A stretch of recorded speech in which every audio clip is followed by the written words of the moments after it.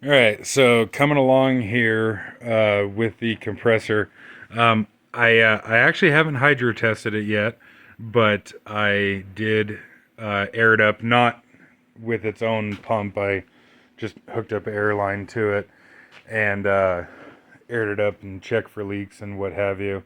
Obviously, it's not advisable to um, air up a tank that an old tank like this that you haven't hydro tested yet.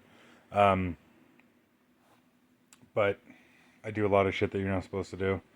And I guess probably talk about tanks and shit later on because, um, an air compressor can be a bomb damn near if it lets go on you. But the old tanks are certainly made a hell of a lot better than the modern ones. But I got fittings Teflon taped in there and shit. And yes, I know this is like a conglomerate of shit, but I just wanted to get this thing. Fuck, back hurts. Just wanted to get this thing together with parts that I had on hand. And so, as of so far, I haven't actually purchased anything specifically for this. This has all just been shit that I've had lying around.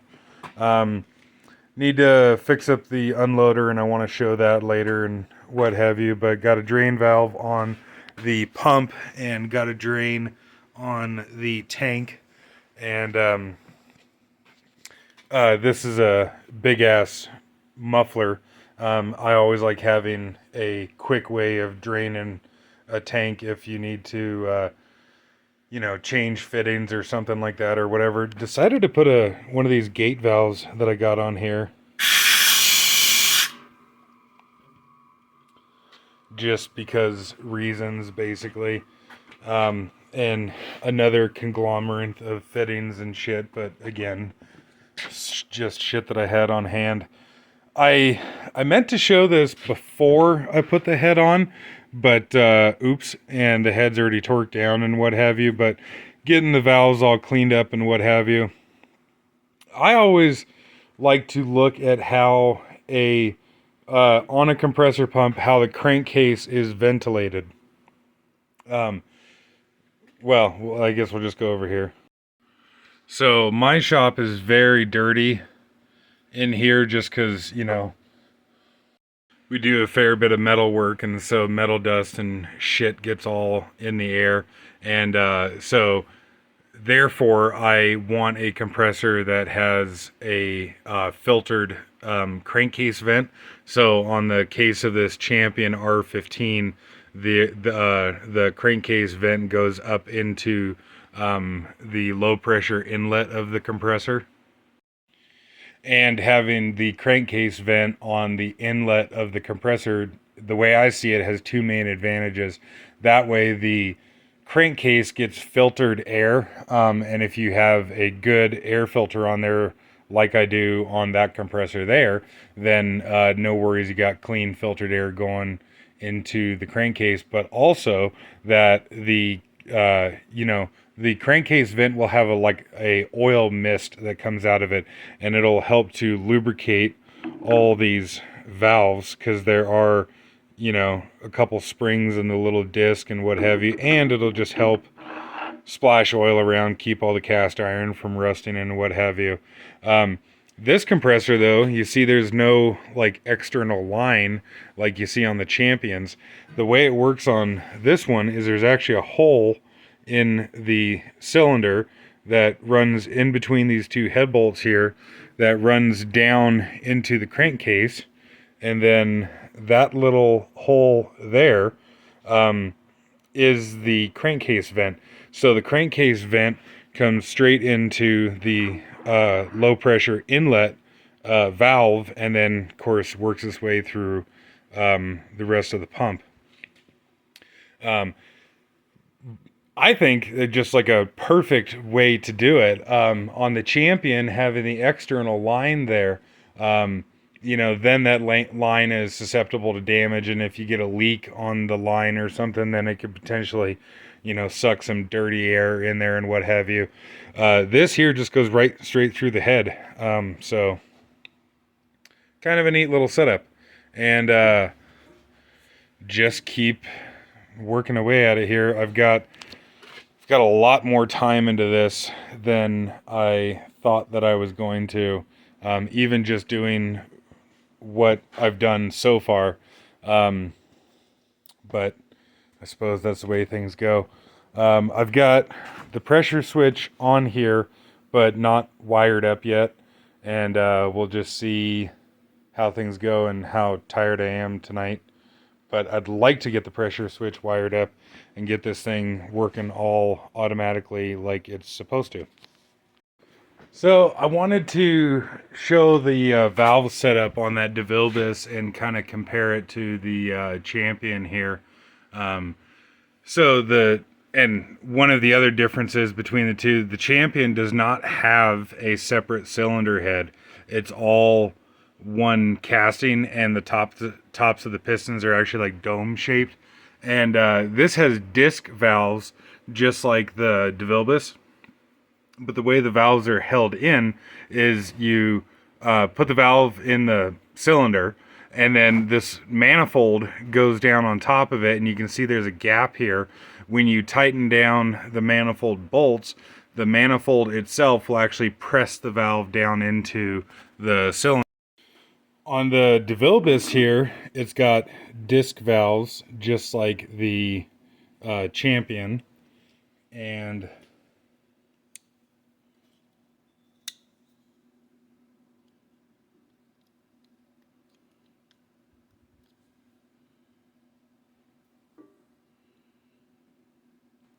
so there's the disc there itself, and then the little springs right here as such. But the valve just simply drops down into place like that. And then there is the valve cover, if you will. And yeah, it's not perfectly clean in there. There's no like loose shit really. It's just a little nasty looking. But the valve cover goes on, and I want to make sure I put that on in the correct orientation. And then I'm going to anti-seize the 4 bolts. Realized I was kind of getting ahead of myself there a little bit. But yeah, so this valve is just loose and floppy in here. On the valve cover, there is this screw that goes through the cover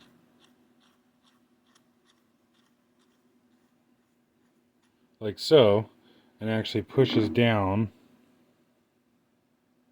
on top of the valve. There's a piece of shit. And pushes down and holds the valve down. A pretty neat little setup, I find.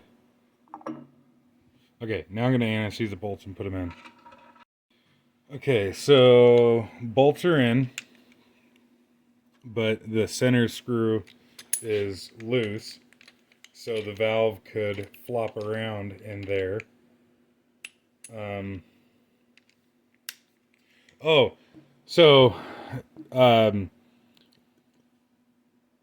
don't know exactly the history of like the devilbiss company. This pump here says Barrie, Ontario on it, so out of Canada. But all the fasteners on it are inch fasteners. Like socket I'm using right now is 1/2 inch. My helper has got a devilbiss 330 from the 40s, and that says, oh shit, Fort Wayne, Indiana or something. But that older devilbiss has got an American town on the tag. Can't remember where that one says it's from now. But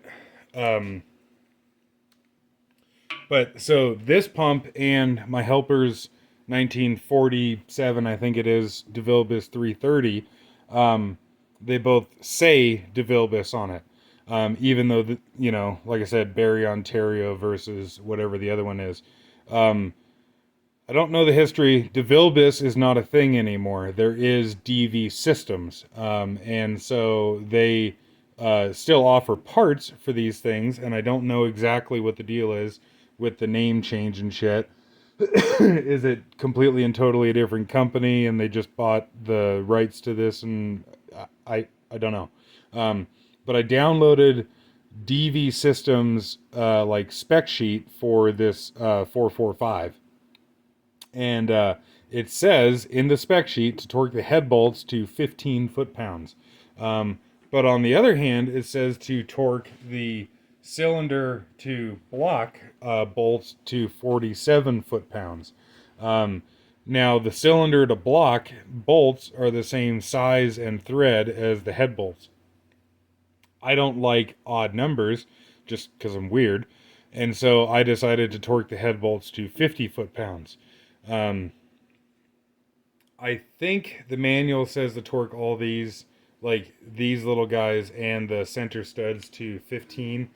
But I decided to go 20 because 15 feels a little bit light to me. But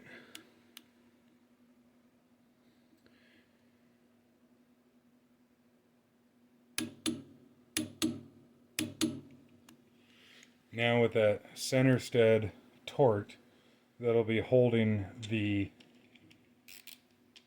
valve down into the head now. And I'm gonna check these again. And just for shits and giggles, I want to check that stud again.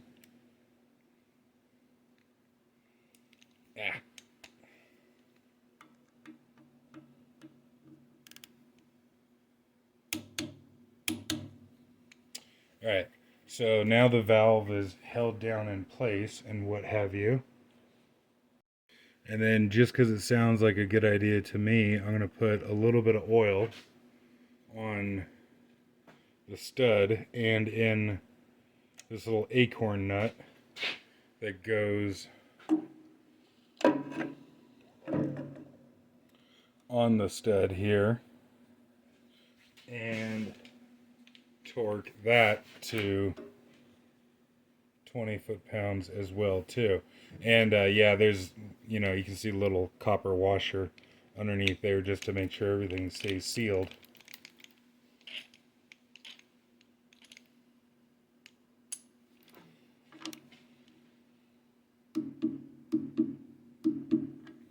And that's how the valves are held in place on this one. Unfortunately, this stud here fucking broke.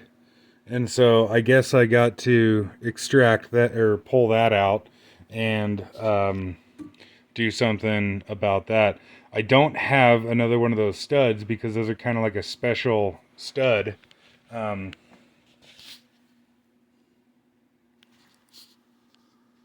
So there you can see the stud actually holding the valve down. This is the other side low pressure inlet.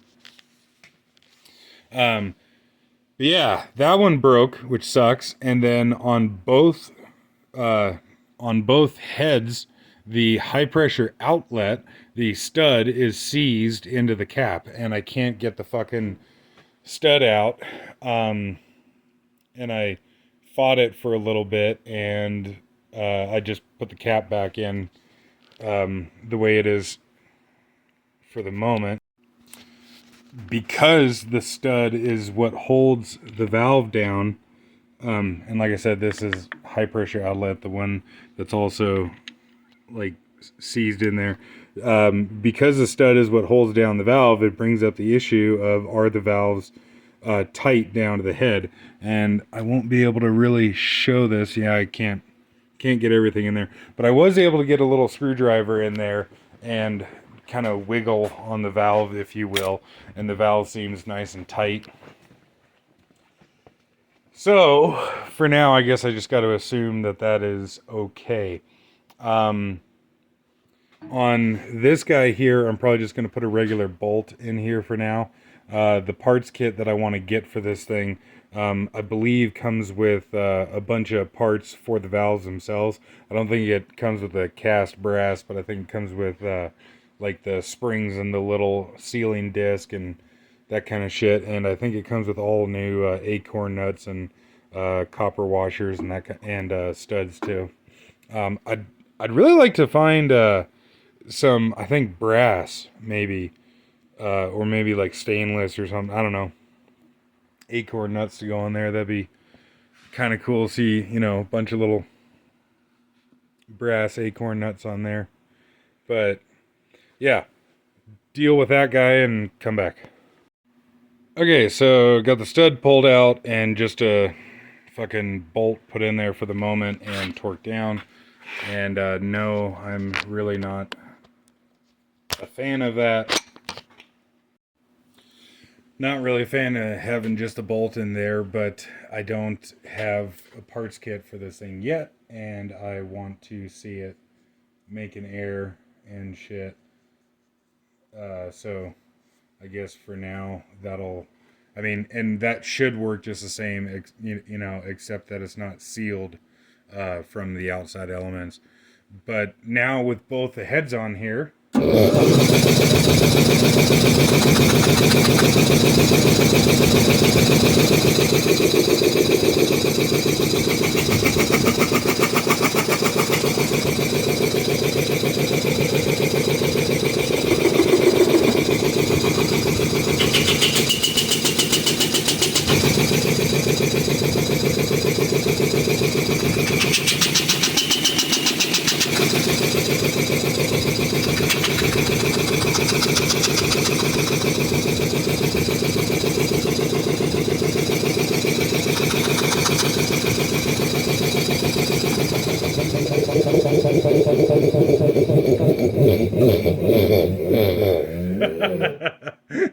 that just sounds cool.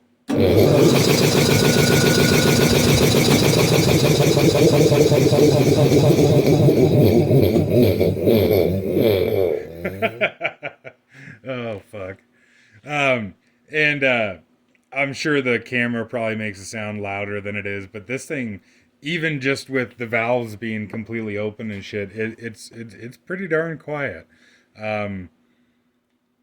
So I got to get the interstage coolers on and all that shit and keep going with it. So, got the interstage coolers on, and each interstage cooler has its own pressure relief valve. I actually didn't realize until like an hour ago that you can actually adjust this style of pressure relief valve.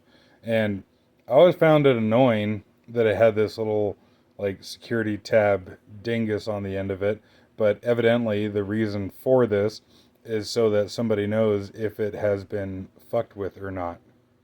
Because in order to adjust it, this cap comes off here, and then there's a little jam nut here. And then turning this section will adjust the pressure. Now this one here is marked 200 psi, and it actually has a different looking, well, maybe it's not a different looking spring. This part maybe looks different, but regardless, that is how you can adjust a pressure relief valve. And so all it is a ball that seats on a surface down in there.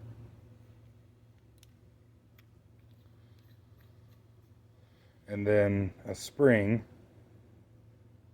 that holds tension on it. And yeah, I actually didn't know that you could adjust these. But I guess that makes sense of why the big one, the 3/4 inch relief valve on this compressor, is marked 150, but seems to be set to about 200 psi or so. This one here is the original relief valve that came on the compressor when I got it. And then because I had another relief valve that was like this style, you know, identical.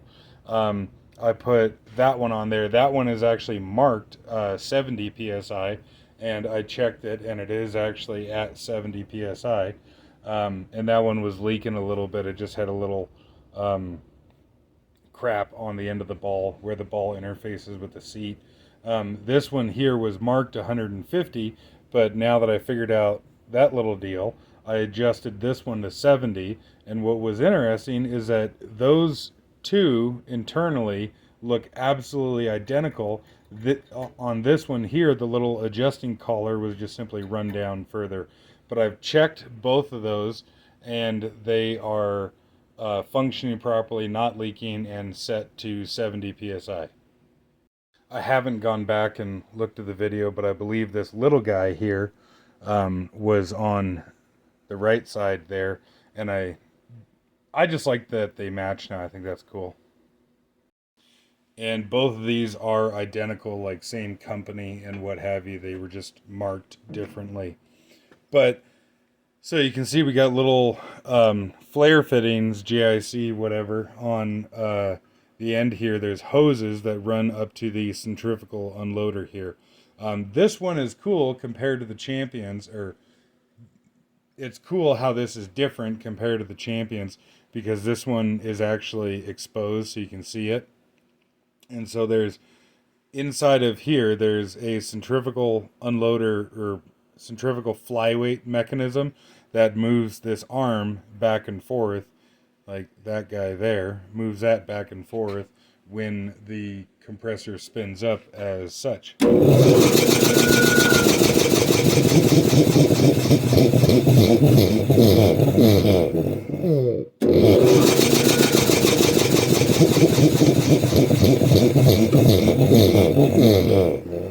Love that sound. And then this is the unloader valve here that threads in as such, and there's a little locking collar that goes over here, and then this guy here threads in to like so, and there's little hoses that run to each side. I actually really want to replace them with copper lines. I think that'd be pretty cool. But I thought this little unloader valve was pretty neat and nifty. This unfortunately leaks just a little bit, and so like it's not anything, you know, it's not anything to write home about or whatever. Especially on this size of a pump, you'd really never like know the difference. But so there's a little like rubber sealing surface right there that interfaces with the like male protrusion part down there. But I think this is really kind of nifty and just goes to show like the level of servicing, the ability for something to be repaired and serviced. How's that? You can actually pop out that little O-ring deal there and replace it. And I'm not going to fuck with it right now because like I said, it doesn't leak very bad right now. But I just think that's cool that you can just pop this thing apart and replace just the O-ring in there because there's nothing, you know, there's nothing wrong with the rest of it. Nothing wrong with the rest of it, so why replace the entire thing? Um, and that's just what's so freaking cool, I find, about this old equipment is that it was designed to be serviced and repaired as opposed to the way things are nowadays where you just fucking throw shit away. On a dick with getting that adjusted. So these are the hoses that were on it when I got the compressor, like such. And like such. And on one hand, they're like, good quality. They're this, I forget what this type of hose is called, but like the field serviceable ends and shit. So that's cool. But they are very rusty and crusty on the inside. And this longer one here is actually plugged solid. So unfortunately, I'm just going to throw those away and uh, do the copper line deal. But unfortunately, I do not have the like flare tool for copper, nor do I have the line and fittings for that right now. So for the moment, I'm just going to put some caps on it. And I guess we'll see how this goes. And I guess it's rather interesting too that on this setup here, it only unloads the inner stage, I would call it. Like this cooler is just in between the low and high pressure stages, where on my Champions, it unloads everything, or it unloads the high pressure outlet, therefore also unloading the low pressure as well too. I don't know why this only does the low pressure. I don't know if the idea is that the high pressure valves don't seal that well, and so it would like bleed back into it. I'm not sure. But I got oil in it. The DV systems, the modern DV systems manual says 20 weight. And actually the tag right on the front of this pump here says 10 weight up to 100 and over 120 weight. That kind of sounds a little sketchy to me. I've got 30 weight oil in it at the moment. For my air compressors, I like using the Royal Purple air compressor oil. This stuff here is actually pretty thick. If I were to guess, it's, maybe a 50 weight oil or something like that. I'm sure you can look up all the specs and everything on it. It is unfortunately very expensive. It's like $90 for a gallon, which say what you want to about that, but I like it. I use it in my air compressors. If you don't want to, then go fuck yourself, and I don't care what you do. But I think it's worth it and what have you. That having been said, though, for right now, I have just regular conventional 30 weight in here because it's fairly dirty on the inside, and I want to change it several times, like change it frequently in the first, I don't know, 20 hours or something like that. Try and get all the crap flushed out of the crankcase. I would have really liked to have, stripped the entire thing down. But for now, I'm just going to do what I did to it and change the shit out of the oil. Change the oil a whole bunch of times, and then once it's clean, then I'll put the Royal Purple in there, just because I can't afford to do, 20 oil changes with that shit. But obviously don't have the high pressure manifold on there yet, but I'm still curious to fire this thing up and see what it does.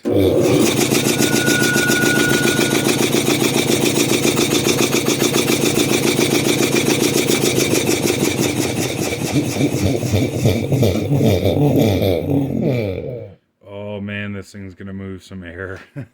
But yeah, so I'll get the high pressure manifold cleaned up and on there. I guess I should mention, brake clean the shit out of the inside of the inner stage coolers and made sure everything was clean. Oh yeah, that's something else I was gonna say. So for now, like I said, I'm just putting it together with shit that I have on hand. what I want to do is get rid of steel really everywhere that I can. Because, of course, steel rusts, and that's part of what got into the hoses for all this shit. But considering that I'm just trying to work with what I got for the moment, I did pull literally all the plugs out of everywhere, and thoroughly cleaned everything, and then put it back together. And then for now, the oil mist coming out of the crankcase vent should, in theory, keep everything from rusting until I can get a parts list together of all the crap that I need, because it's going to be a lot of fittings for what I want to do. Okay, got the high pressure manifold on there, made up a couple gaskets for it, and got some fittings. Yeah, I know. Shouldn't be neck down that much, but just working with what I got.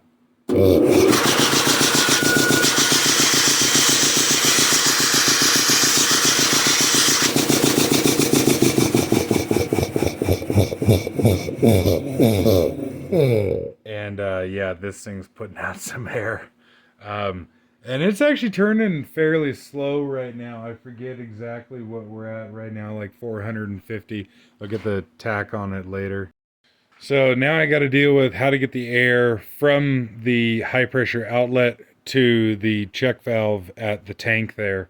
And so I'll show what I have for that. So I've got a hose here with the field serviceable fittings. I don't actually think that this hose is supposed to be used.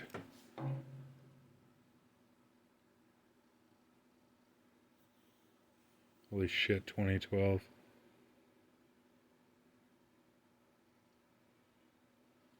I don't actually think that this hose is supposed to be used with the field serviceable fittings.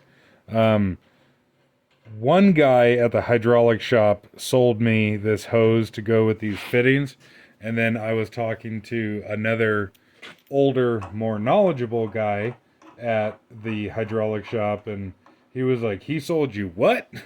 Kind of deal. So I don't think that this is actually supposed to be done, but I actually had this on one of my other air compressors for a number of years, and it worked just fine.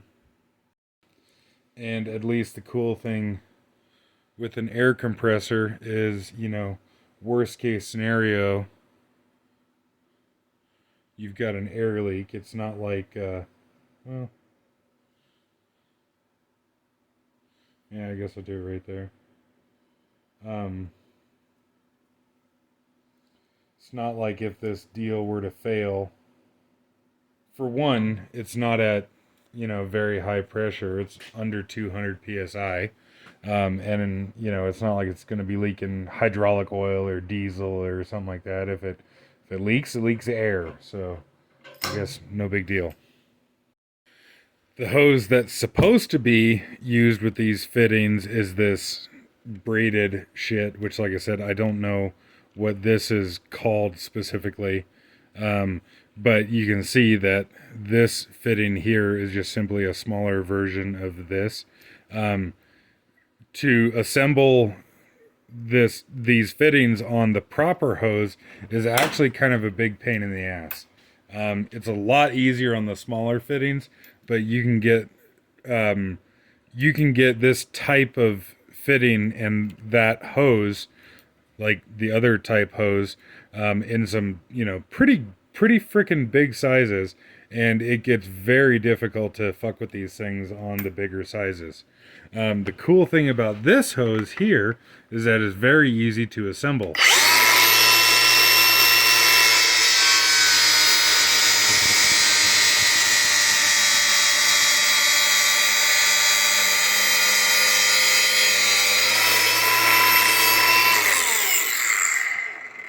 And the beautiful thing about these fittings is that you can do this out in the field. Like, you don't have to have, okay, you can crimp. You can crimp hoses out in the field, of course, too. But this doesn't require any special tools. You have to be able to cut the hose, of course, but just a cutoff wheel and an angle grinder will take care of that. This first section here is actually left hand. Like internally, those threads that go over the hose are left hand thread.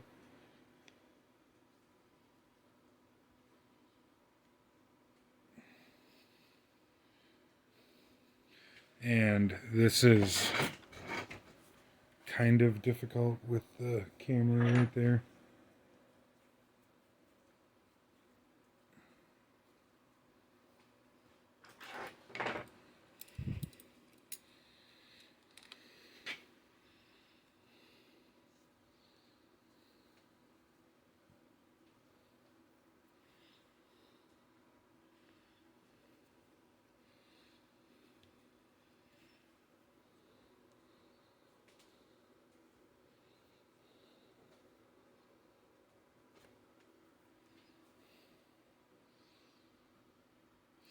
And you run it down till it's bottomed out.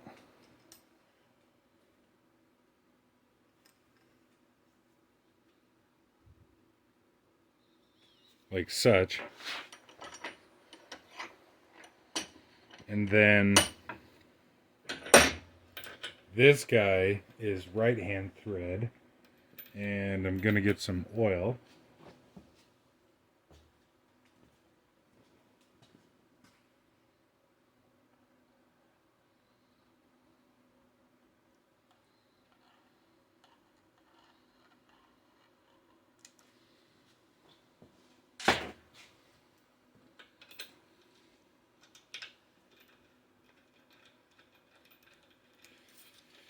And like I was saying, this blue hose here is easier to assemble than the other proper type of hose.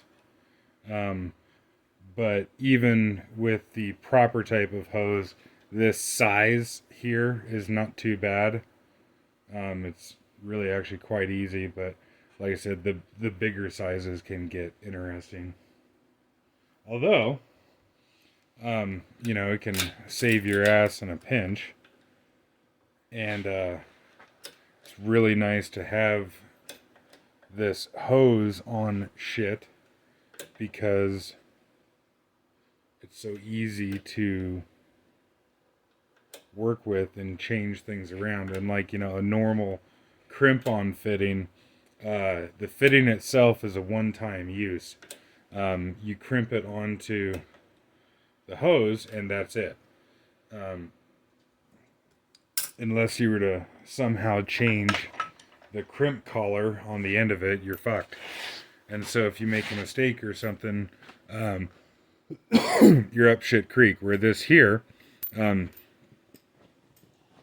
like this individual fitting was on the end of the hose here from the stub section that I cut off. And so I was just able to reuse the fitting.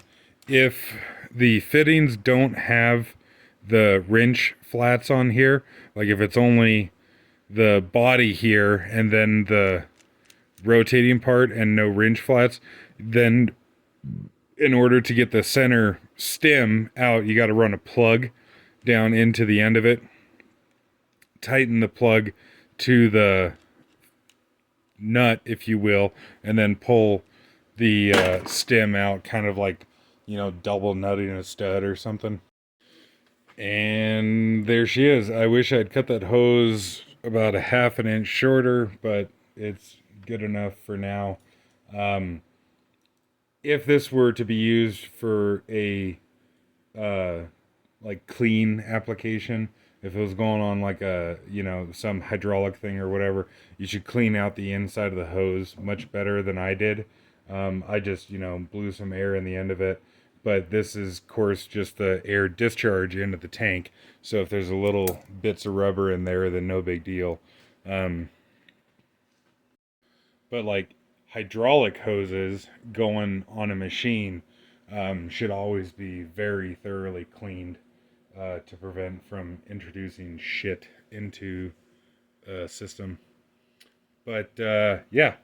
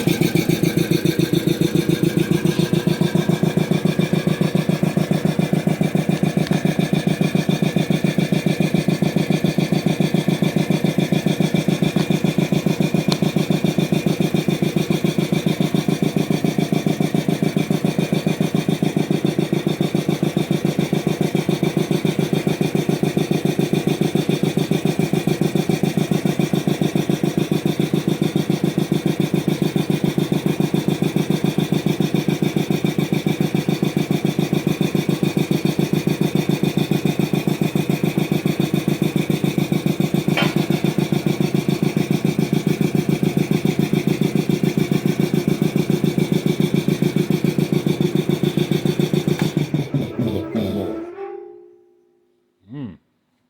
Almost sounds like the motor is making some weird noises. Um, it's been years since I've actually used that motor. So I obviously don't have the low pressure inlet on here with the air filter and shit. So I'm not going to run this thing very long, but I just wanted to see this thing actually making air and what have you. Also, too, I don't.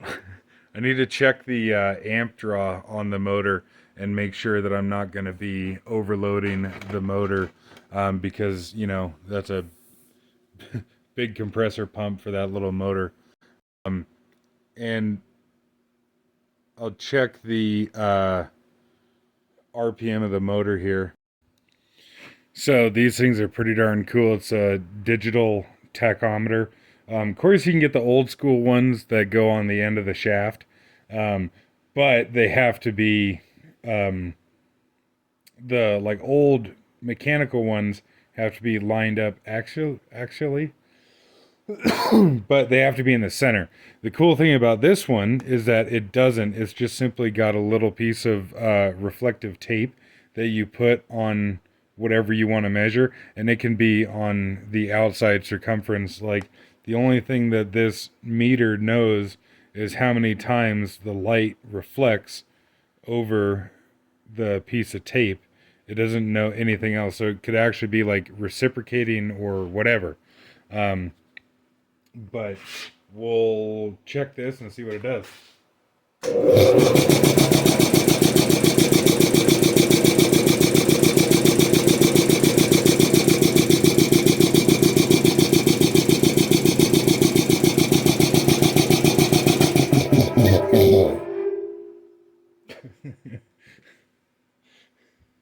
Oh, fuck, this thing's cool. So, ideally, I would want this thing running a little bit slower.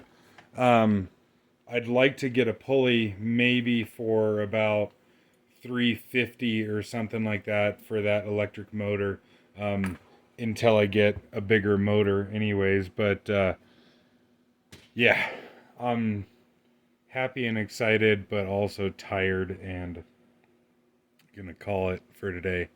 But the bitch is making air.